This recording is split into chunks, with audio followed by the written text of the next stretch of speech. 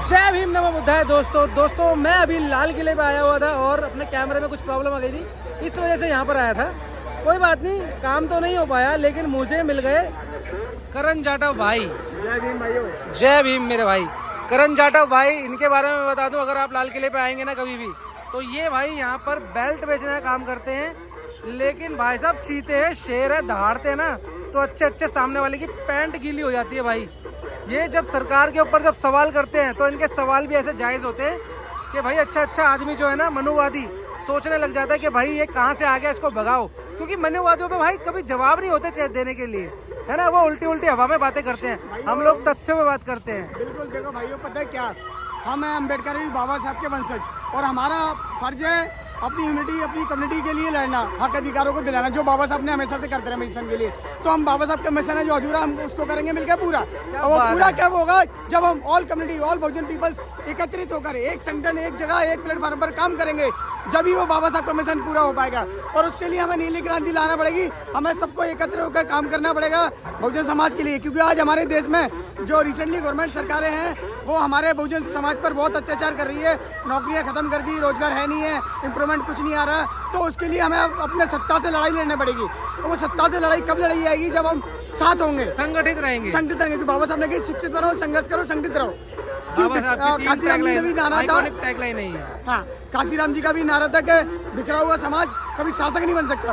तो इसलिए हमें बहुजन समाज से मेरी ये विनती है, रिक्वेस्ट है, सब लोग एक साथ होकर एक बहुजन मूवमेंट को आगे ले जाएं, आगे ले जाने का काम करें, जब हम सत्ता में आ पाएंगे।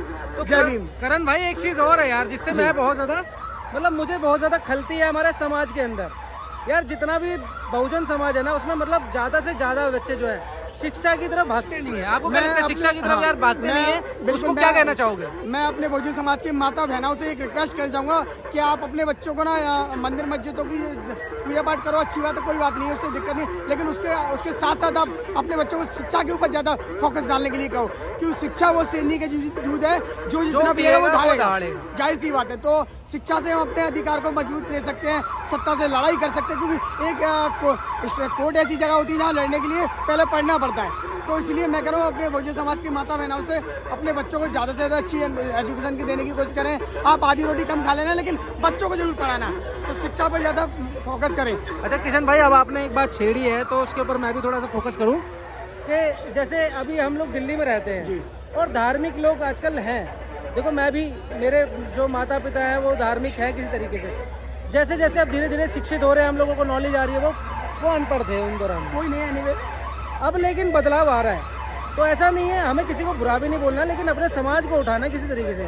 हम लोगों को किसी को गलत नहीं बोलना। मेरा एक ही उद्देश्य, हमें किसी आलोचना नहीं करनी है, हमें किसी की बुराइयां नहीं करनी, हमें जो अच्छी चीजें उनको लेकिन सवाल सबसे करने हैं, चाहे वो धर्म हो, चाहे वो जाति हो, चाहे वो कुछ भी हो। अगर किसी चीज में, किसी चीज के, किसी भी धर्म में तथ्य नहीं है, कोई वो अपनी चीजों को साबित नहीं कर पा रहा, तो वो किस बात का है? मतलब वो तो फिर काल्पनिक होगी चीजें। काल्पनिक है, वो पाखंड है, सीधा से मुद्दा ये पाखंड है। और हम पाखंडवाद का खुल के विरोध करते हैं। क्योंकि खुल के विरोध करेंगे, क्योंकि जिसका जमीर जिंदा होता है वो खुल के विरोध करता है। सच्चाई के बड़ा धर्म एक इंसानियत है। हाँ, मानवता so very important, humanity now to all peoples. सबके लिए इंसानियत बहुत जरूरी है, मानवता निभाओ सबके साथ, हिंदू मुस्लिम सिख ईसाई आपस में सब भाई। ठीक है, तो ये नारा हमेशा पहले लगता था और अब फिर दोबारा लगवाएंगे हम। अभी तानाशाही बीजेपी सरकार आ गई है, उसके आने से कुछ सालों के अंदर नारा बदल चुका है, लेकिन हम इस नारे को दोबारा लेकर आएंगे। बहुजनों का खून जिंदा है, बाबा साहब की औलाद जिंदा है, जिसके अंदर हम ह्यूमैनिटी लाएंगे, इंसानियत लाएंगे। अरे यार किशन भाई, तुमने इतना सब कुछ कह दिया। देखो पीछे लाल किला है, ठीक है, दिखा देता हूँ मैं। ये पीछे लाल किला है, सामने देख लो, ये लाल किले की कुछ सुंदर सुंदर दृश्य है। और यहाँ पर काफी सारा जो है डिबेट वगैरह चल रही है। और ये डिबेटों में क्या चलता रहता है? डिबेटों में ये चलता रहता है, यहाँ कुछ बीजेपी के लोग, कुछ अपोजिट पार्टियों के लोग, सारे लोग अपनी अपनी चर्चा, मतलब खिचड़ियाँ पकाते रहते हैं आके, हैं फालतू की बातें होने हैं ना, कुछ नहीं है। तो सरकार को आज रिसेंटली जो मैं आपको हकीकत रियलिटी बता दूं, आप इस तानाशाही सरकार की बीजेपी खुला चुनौती देता हूं मैं। इस सरकार इतनी निकम्मी सरकार है जिसने पता है लोगों के हक अधिकारों को कुचल दिया। आप 2013 का पहले का रिकॉर्ड उठा के देखिए, एक बंदा कमाता था और 2-4 लोगों को पाल लेता था। एक परिवार में एक कमाने वाला आराम से घर को भी चला लेता था, पैसा भी बचा लेता था, गाँव भी भिजवा देता था, घर भी बना लेता था। आज के दौर में 5 लोग काम कर रहे हैं, 5 कमा रहे हैं, 5 नहीं बचा पा रहे, 5 का खर्चा लग रहा है खाने में, पैसा नहीं बच पा रहा किसी का भी। मैं कहने जा रहा हूँ, सरकार महंगाई इतनी करती है, आप हर चीज पे टैक्स पे कर रहे हो, आप खाना पीने कोई भी ऑल प्रोडक्ट ले रहे हो। अब है ना, अब इसमें ना 2 बातें आती है। कुछ लोग कहते हैं भाई तुम नौकरी पे क्यों डिपेंड रहना चाहते हो, तुम अपना क्यों नहीं करते हो।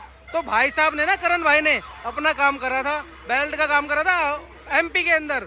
5 लाख रुपए लगाए थे। मिडिल क्लास के लिए बहुत बड़ी रकम होती है। 5 लाख रुपए बहुत बड़ी रकम होती है। लॉकडाउन के अंदर भाई का पानी हो गया पैसा। क्यों? 2 बार लॉकडाउन लगा। गवर्नमेंट का कोई सपोर्ट कहीं से कोई आया सिंपत्ति देने? का सपोर्ट नहीं आया कहीं से सपोर्ट कुछ नहीं। हमने वो कंडीशन झेली है जिसकी कोई हद नहीं है। तो हर रास्तों से गुजरे हुए हम लोग, और संघर्ष को गादी पीर अम्बेडकर वाले हम पहले से हैं, ठीक है, और अभी भी रहेंगे। बस अब मेरी यही बात है कि हमेशा देखो, आप संघर्ष करो। बहुजन समाज के लोगों से मैं ये कहना चाहूँगा, आपको अगर अपनी पावर दिखानी है, अपनी ताकत दिखानी है, सत्ता से छीन के लाना पड़ेगा आपको, और इसके लिए मेहनत करना पड़ेगी। और भाई मैं आपको ऐसी चीज़ बता दूं कि भाई जिस एरिया से मैं आता हूँ ना भाई, वहाँ पर तो लोगों को ज्ञान ही नहीं है चीज़ों का।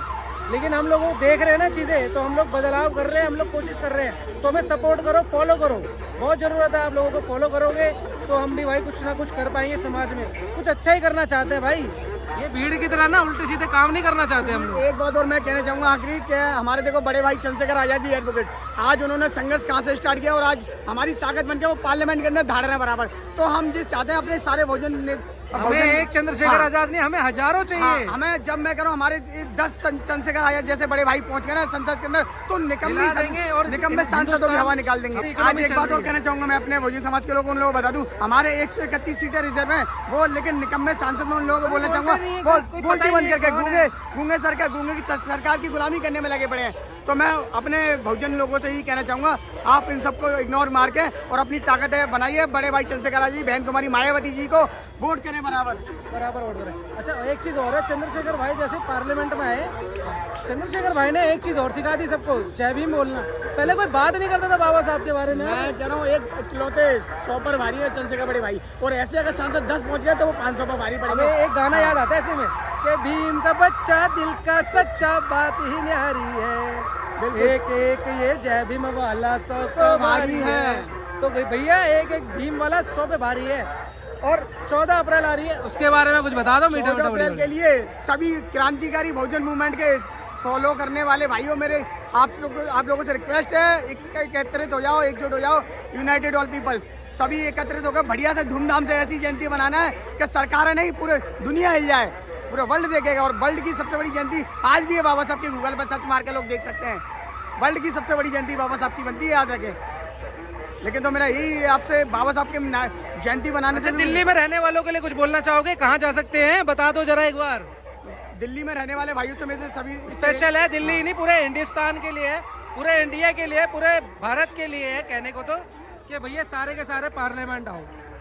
हाँ, पार्लियामेंट में भी आ सकते हो आप। पार्लियामेंट अपना बढ़िया महापंचायत जिसको कहा जाता है, संसद भवन, वहाँ आ सकते हो। एंड अपना ये 26 अलीपुर रोड बाबा साहब का बहुत बड़ा म्यूजियम बना हुआ है, वहाँ आ सकते हो।